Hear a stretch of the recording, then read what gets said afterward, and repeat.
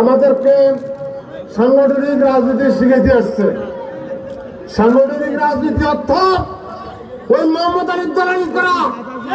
সাংগঠনিক রাজনীতির অর্থ হল মোহাম্মদের টাকা নিয়ে 1,500 টাকা খরচ করে আপনার সমাবেশ করা।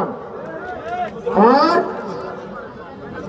যত নেতা পাতি নেতা সমাবেশ হাতিয়া মেয় ধরবে মেয় ধরবে তারা, কিন্তু মেয়র ঘরে গল্প বাঁধতে কেউ রাজি নেয়।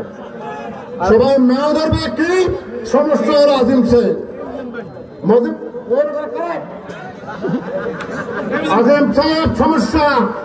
আজিম সাহেবকে হাতিয়ার থেকে তাড়াতাড়ি তাড়াই দিতে পারলে, বিদায় করতে পারলে যেন বাঁচে। তার কারণ আজিম সাহেব থাকলে আর কারো কোনো বেল থাকে না, কারো খানার প্লেট থাকে না। আজিম সাহেব পরিবার যেখানে থাকে সেখানে হাতিয়ার মানুষ ঝাঁপিয়ে পড়ে, সেখানে আবার বিদ্ধ করেছে, সেখানে অন্য কোনো অবস্থান নেই। তার জন্য তারা সারাক্ষণ তারা চিন্তা আছে আজিম সাহেব কবে মরবে আর আজিম সাহেব কবে চলে যাবে, এই নিয়ে তাদের ধ্যান দরবার। আর সাংগঠনিক রাজনীতি শিখাতে হচ্ছে। সাংগঠনিক রাজনীতির অর্থ কি? আজকে কি এটা সাংগঠনিক রাজনীতি এই মানুষগুলো প্রত্যেকে আসছে। এই সাংগঠনিক রাজনীতি মানে কিছু দলাল উচ্ছৃঙ্খল আপনার কিছু চাঁদাবাজ পোলাপাইনকে নিয়ে একত্র করে মিছিল করলে সাংগঠনিক রাজনীতি হয়। সাংগঠনিক রাজনীতি হচ্ছে এদেশে জনগণের রাজনীতি। এদেশে কৃষক, শ্রমিক, আবার বৃদ্ধ-বনিতা, ছাত্র জনতা, সর্বস্তরের জনগণ যেখানে থাকে সেটাই হল সাংগঠনিক রাজনীতি। আর এই সাংগঠনিক রাজনীতির গুরু হচ্ছেন জনতা প্রকৌশলী মোহাম্মদ ফজলুল আজিম সাহেব, আর কেউ না। বিএনপিকে 4600 ভোট থেকে উঠিয়ে সেখানে কয়েকবার বিএনপির প্রার্থী হিসেবে উনি নির্বাচিত হয়েছেন। একবার বিএনপির প্রতীক হাইজ্যাক করে নিয়ে একজন আসছিল, সে কি 600 কত ভোট পাইছে?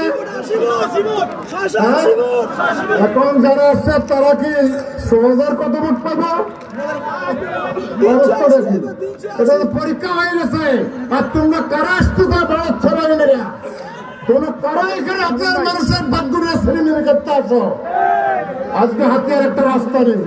নিজমদ্বীপ গেলাম কদিন আগে, নিজমদ্বীপ পর্যটন কেন্দ্র, এটা জাতীয় উদ্যান এবং সারা বাংলাদেশ তো পৃথিবীর মধ্যে নিজমদ্বীপের নাম আছে, কিন্তু সুনাম নাই। যে কেউ ওখানে একবার যেতে পারে, তাইলে এরপরে কাম ধরে আজ দ্বিতীয়বার ওখানে না আসতে হয়। কারণ একটা রাস্তা নেই, একটা পথ ঘাট নেই। হাতিয়ার সমস্ত রাস্তা লুটপাট করে সব খেয়ে 16-17 বছর ধরে বিদায় নিয়েছে। আমরা তো কিছু করি নাই, আমরা কিছু নেই, আল্লাহ করেছে। আগের বক্তারা বলেছে আমরা কি মাজার রশি লাগাইছিলাম? আমরা তো লাগাই না, কেমনি ওইগুলো আমরা তো দিতাম না।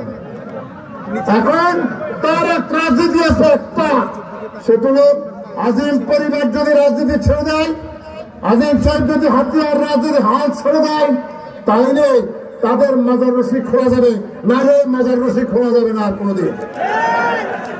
প্রিয় হাতিয়ারবাসী, আমি শুধু এটুকু বলবো, যারা ইতিমধ্যে রাজনীতি শিখাতে আসেন, সাংগঠনিক রাজনীতি শিখাতে আসেন, তাদেরকে বলবো আজকের এই জনসভার লাইভ দেখেন, আজকের সমাবেশের ভিডিও দেখেন, আজকের সমাবেশের জনগণের উপস্থিতি দেখেন, আজকে কতগুলো মিছিল সহকারে আজকে হাতিয়ার প্রত্যন্ত অঞ্চল থেকে জনগণ এখানে এসেছে, এটা দেখেন। তারপর সাংগঠনিক রাজনীতি কাকে বলে ওটা শিখুন।